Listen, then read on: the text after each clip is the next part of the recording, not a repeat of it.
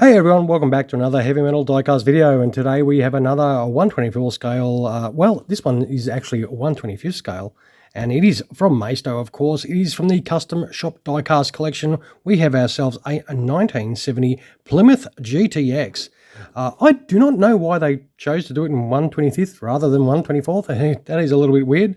Normally they are 124 scale, all these sort of cars, but hey, who really cares? This looks pretty cool. So as you can see, this is the normal box they sort of come in. So it is no good sitting in this bloody box, is it?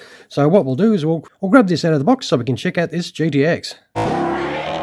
So this is it as it just comes straight out of the box. It is on a cardboard base like usual, and it does have some little plastic bits on the side that keep the bonnet and a boot open, as you can plainly see. And there is a little bit of tape that we do have to remove, and of course we do need to take it off with these screws. So we will quickly do that so we can get our grubby little hands on this really cool looking Plymouth. Alright, here we go. We've got this beautiful looking GTX in our hands.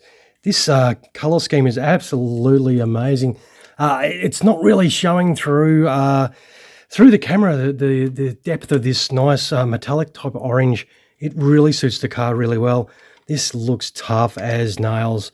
It's got some great wheel detail as well. Looks like it's got some Brembo brakes there. They do, spin very nicely, of course. Underneath, it's just your standard sort of chassis.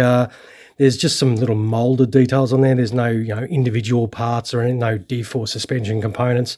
The wheels don't turn or anything. It's just a straight line runner as per usual with these cars. The tyres are just sort of a harder plastic, not a rubber feel to them that you do get with more expensive and larger diecast, but they do roll very nicely. There's no drama in that respect. The actual car itself is really nice. I like this colour on this car. It really suits it. We'll open the back here, and you can see some like fuel cell details in there, but the paint, they haven't really gone to much effort to put the paint around inside there. As you can plainly see, it's very thin, if any at all, which is a little bit disappointing. But look, it's not a high-priced item either. These are not hugely expensive.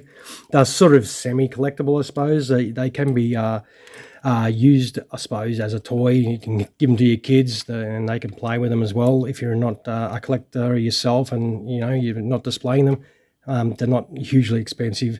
But the details, the body lines on this is really nice. It's got some great pinstriping down there. We will open the passenger door. How about that? We'll have a little look inside there. Oh, it's got a roll cage and everything there. We'll try and have a little look in there. It's going to be a little bit hard to try and get the camera to look inside there. But it does have some seat detail. It's got that roll cage, which is really cool. Oh, well, if it's got a roll cage, we want to check out the heartbeat in this thing. Oh, look at the front. It's got a nice chrome on the bumper and the grille. That looks really nice. We'll get this heartbeat open and have a look in there. Jesus. Check out the detail there. That looks absolutely killer, that motor. Wow. Yeah, that looks pretty cool. And of course, well, it's a little bit, sparse with the paint, of course, underneath there, which it sort of does let these vehicles down a little bit, how they just don't go to that little bit of, fractional extra effort. But, as I said, they're not hugely expensive cars. You're probably most likely going to display them like this, of course. And I reckon this is another cool looking one. We'll open the driver's door and have a little look inside there. It does look nice in there. It's really hard to get some light in there. It's got a tacho. It's got chrome steering wheel. That looks really cool. It's got some side pipes, as you can see. That's nice.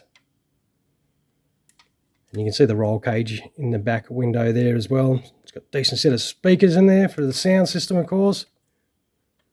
But yeah, no, this is absolutely cool. I like it. Yeah, definitely we'll chuck it on the deck here, and it rolls nicely, of course. If rolling these cars around is your thing.